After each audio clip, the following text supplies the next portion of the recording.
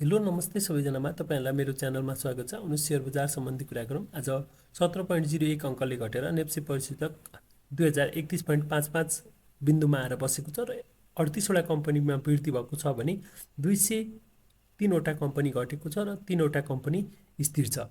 र टेक्निकल चार्टको कुरा गर्नुपर्दाखेरि आज अलिकति राम्रै क्यान्डल चाहिँ बनेको छ, घटेको छ, अलि ठुलै क्यान्डल बनेर घटेको छ र अब मार्केट के होला भन्ने पनि जिज्ञासा हुन्छ र मार्केटले 2031को सपोर्टलाई चाहिँ लिन पनि सक्छ भनेर कुरा गर्न चाहिँ सकिन्थ्यो।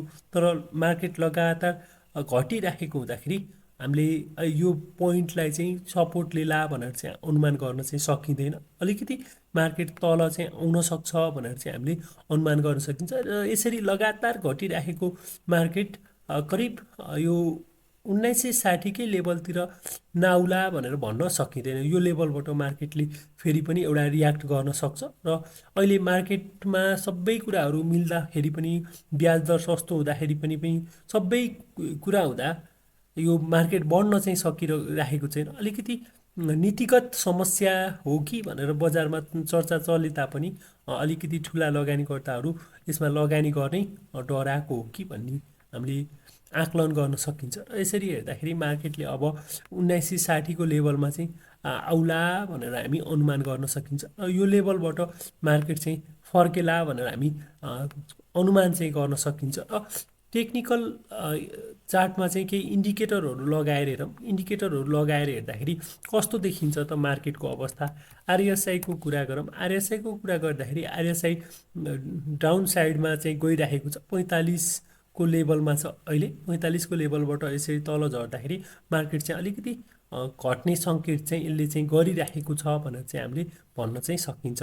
त्यस्तै एमएसिडीको कुरा गरौँ। एमएसिडी हेर्दाखेरि म्यागडीको कुरा गर्दाखेरि म्यागडीले पनि अलिकति सेल सिग्नलै दिन खोजेको हो कि भनेर चाहिँ हामीले अनुमान गर्न सकिन्छ। र यहाँ एकदमै हिस्टोग्राममा पनि क्यान्डलहरू साना र एकदमै मधुरो चाहिँ हरियो बनेको छ, मधुरो बनेको छ र यहाँ चाहिँ निलो लाइनले चाहिँ सिग्नल लाइनलाई चाहिँ क्रस ओभर गर्न खोजिराखेको छ भनेर चाहिँ हामीले चाहिँ यहाँ देख्न सकिन्छ। यसले पनि मार्केट अब केही घट्छ कि भनेर चाहिँ अझै अलि तल घट्छ कि भनेर चाहिँ देखाएको छ। त्यस्तै बुलिङ्गर ब्यान्डबाट हेऱ्यो भने पनि पुलिङ्गर ब्यान्डबाट हेर्दाखेरि पनि बुलिङ्गर ब्यान्डको मिडिल ब्यान्डभन्दा अलिकति तल आएर बसेको छ। यसले के सङ्केत गर्छ भन्दाखेरि मार्केट घटिहाल्यो भने पनि, लगातार घट्यो भने पनि तल्लो लोवर ब्यान्डसम्म आउन सक्छ, जुन भनेको 1950को लेभलसम्म पनि हुनसक्छ भनेर हामीले अनुमान चाहिँ गर्न सकिन्छ।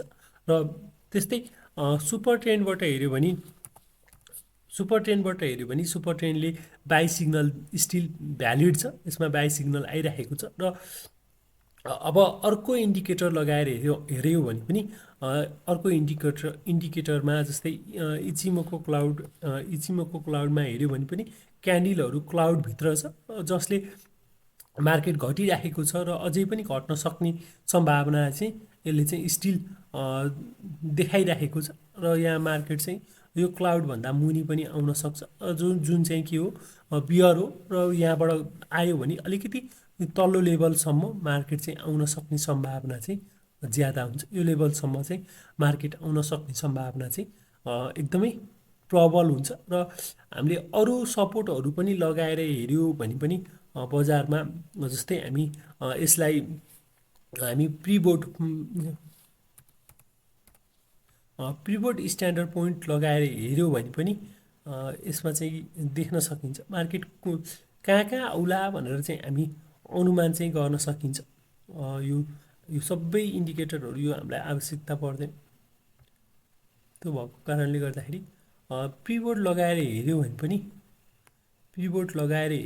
अहिले मार्केट चाहिँ प्रिबोर्ड पोइन्टको नजिकै छ। रेजिस्टेन्स R1लाई चाहिँ ब्रेक गरेर मार्केट चाहिँ अलिकति तल आएको छ। यसरी मार्केट यहाँ तल आएको छ र प्रिबोर्ड पोइन्टमा सपोर्ट लिन खोजिराखेको छ भनेर चाहिँ भन्न सकिन्छ। र अब भोलिको मार्केटले यो पोइन्टमा चाहिँ सपोर्ट लिन सक्छ भनेर हामीले अनुमान चाहिँ गर्न सकिन्छ। प्रिबोर्ड लेभल कति छ भन्दाखेरि यसमा प्रिबोर्ड लेभल 2015को लेभल छ। यो 2015को लेभलमा यसले सपोर्ट पनि लिन सक्छ र यदि यहीँबाट मार्केट चाहिँ माथि फर्केर जान पनि सक्छ भनेर हामीले भन्न त सकिन्छ। तर अहिलेको परिस्थितिमा चाहिँ यदि पिभोटलाई चाहिँ ब्रेक गर्यो भने हाम्रो सपोर्टको लाइन भनेको अलिकति तल छ। 1924को लेभलमा चाहिँ मार्केट चाहिँ आउन सक्छ भनेर हामीले अनुमान चाहिँ गर्न सकिन्छ। भिडियो अन्तिमसम्म हेरिदिनु भएकोमा तपाईँहरूलाई धेरै धेरै धन्यवाद छ। तपाईँहरू नयाँ हुनुहुन्छ भने हाम्रो च्यानलमा जोडिनुहोला। हाम्रो च्यानलको नाम छ स्टक ट्विस्ट नेपाल। यसमा सब्सक्राइब गरी नेप्सी सम्बन्धी विविध अपडेटहरू पाउन सक्नुहुन्छ भन्दै यो भिडियोबाट बिदा हुन्छु। हस्त, धन्यवाद।